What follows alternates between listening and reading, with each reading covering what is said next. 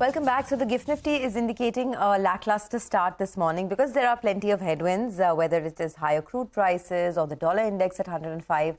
So let's see. The bulls so far have had a tight grip on the market. Let's see what happens today. But plenty of stocks in focus. Reema's joining in first up to tell us why she's tracking TCS this morning. Reema, hi.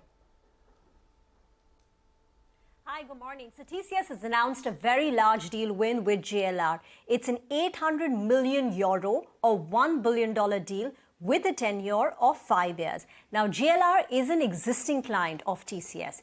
But when you read the press release carefully, it says the new partnership valued at 800 million euro, which gives you a sense that perhaps this value of $1 billion or 800 million euro could be net new. But again, we do not have complete clarity because JLR is an existing client. The scope of the work is quite extensive. It spans app development, maintenance, enterprise infrastructure management, cloud migration, cybersecurity, and data services. But it's a big win for TCS, so I suspect the stock could be excited. Back to you.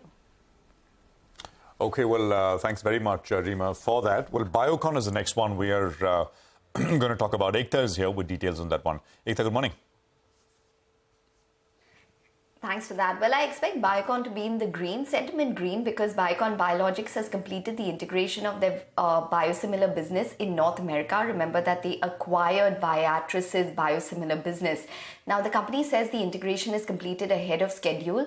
The integration is effective 1st September 2023. Remember, the agreement closed in November of 2022. Now, the company has already integrated the business in 70 plus countries, which is basically in emerging markets earlier. This integration with North America, which is the largest piece of business for them, comes 60 days after the earlier integration. So we can expect a sentiment positive, considering that the entire biosimilar business will be chugging together now.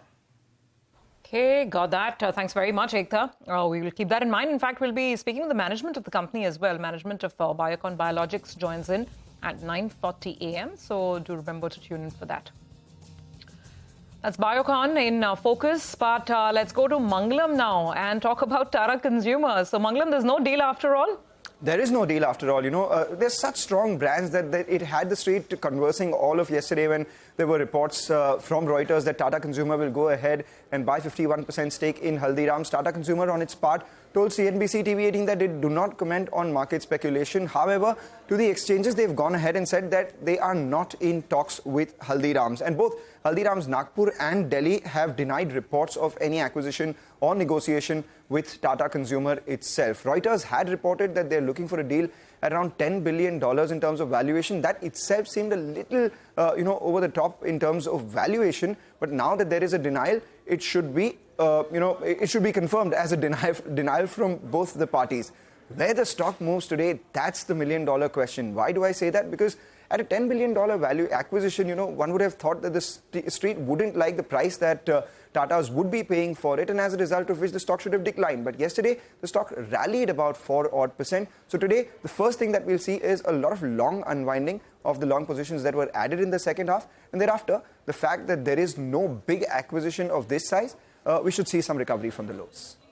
Okay, thanks a lot for them. All I can think about is the Haldiram snacks. The food, when he says Haldiram's early in the morning, haven't had breakfast. Thanks, Mangalam, for getting us all hungry about that. Sonia, the snacks you can still get. What you can't get is like Delhi, you can walk into a Haldiram store and order chaat and you can order whatever else, right? Now he's spoken hot like food. A true Delhiite. The other stuff you can, you can buy off the shelf, right? I mean, the bhujia and the other stuff. But she's talking about the snacks only, the true snacks that you get at a Haldiram outlet in the north. Yeah, okay. I'm going to take you up on that one. The hot snacks. But let's go across to Nimesh now. He's tracking some block deals this morning. He's been tracking block deals, I think, for the last 2 months. But Nimesh, what's the latest that you're looking at? Hi, Sonia. I know I'll talk about the large blocks, but if you look at the FI data yesterday, there was a sell figure of almost 3,200 crores, but that was largely because there's some large blocks worth 1,100 crores where the FIs were sellers. Now, in terms of large block, capital seems to be quite active in terms of the sell side. They've sold large blocks in Shriram Finance. They sold close to 50 lakh shares. That was worth 880 crores. There was another large block by capital. They sold nearly 15 lakh shares in Dreamflux as well. Looks like it was a clean-out trade, and there that was worth close to 66 crores. Some other important block deals. There was a large block in JM Financial. Quant Mutual Fund was a single buyer there. 95 lakh shares bought. That was almost 70 crore worth. And there was a clean-out trade from a Mauritius-based entity. So That was JM Financial. I'll go with green, JM Financial as well. The other was NRB Bearing, Acacia Partners, which owns close to 6% equity in the company. They sold nearly 2% stake, and that was worth close to 53 crores. And there was a large block in PG Electroplast as well. Bearings Private Equity, who's been a large holder in that, they've sold nearly 2 lakh shares, and that was worth 35 crores. So large block deals, and looks like capital was very active in the India portfolio on the sell side. Okay, got that. Thanks very much, Nimesh, for that. We'll watch out for how a lot of these stocks react. Let's also talk about Paytm. Yash is joining in. Yash, I think so much happening at this global fintech summit, right? But you've picked up some details on how Paytm may not enter insurance. Well, that's correct. So, of course, Paytm as a company has been looking to diversify into other streams of financial services business. Insurers was one of them. Initially, they were trying to acquire this existing entity called Raheja QBE. That didn't work out. After that, they were planning to acquire their own insurance license, which for different reasons also did not work out. And the latest that we've been given to understand from our sources is that Paytm has dropped its plan altogether to enter the insurance business. In fact, not just that, we're also picking up that Paytm is right now not looking to enter any other lines of financial services business apart from the existing ones. The focus, as per our sources, will be on payments and credit disbursement. But of course, insurance was something which the market was very keenly looking at for Paytm, as they were very actively looking for a player or a license. That does not seem to be happening now, and the plans for insurance venture have been dropped at Paytm. Okay, well, they continue to distribute insurance products, so they're a distributor, but no plans to sort of manufacture products themselves, as Yash is telling us. Okay, well, let's Paytm for you, but oil prices have been on the boil, almost $91 a barrel. Manisha is here with the latest. Manisha, morning. Thank you for that, Prashant. Well, yes, Saudi Arabia and Russia cutting output and exports until December end is what the markets were reacting to yesterday. Today, it has been about the API data, which suggests that the U.S. crude inventories have declined by 5.5 million barrels in the previous week there. Well, remember, this is also the U.S. hurricane season, and we have seen those disruptions in Gulf of Mexico. Also, with the kind of output cuts that Saudi and Russia have put out, markets are now getting worried about the winter demand estimates. I mean, that would start hitting us by the month of November and December as well. So that is keeping the premium on for prices.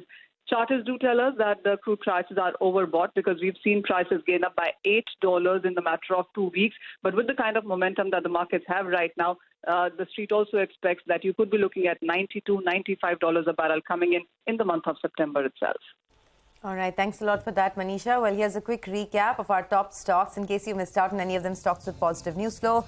There's TCS, Shriram Finance, Dreamfolk Services, JM Financial, NRB Bearings, Biocon, Biologics, Paytm and ONGC, while stocks with negative news flow today, there's PG Electroplast and Tata Consumer. But there are plenty of brokerages that have released interesting notes this morning. Sonal is here. She's compiled all of those notes for us. Sonal, good morning. Good morning, Sonia. Well, interesting notes that I have read this morning. Well, starting with Jubilant FoodWorks, that stock was buzzing in last 2 trading sessions, that possibly the World Cup demand could come back, and that is the reason why there could be better growth as well. But Macquarie says that that could not be the case. They have an underperformed rating with a target price of 330 rupees a share. They say they did not see any benefit of World Cup related demand in 2019. So whether that will convert into demand in 2023 is something that they'll watch out for. There's increased competitive intensity from peers, which is raising the risk of same-store sales growth benefit that will be muted this time around. There's uncertain demand outlook. Investments are needed to ramp up their dine-in as well. So a cautious tone coming in from Macquarie for Jubilant FoodWorks.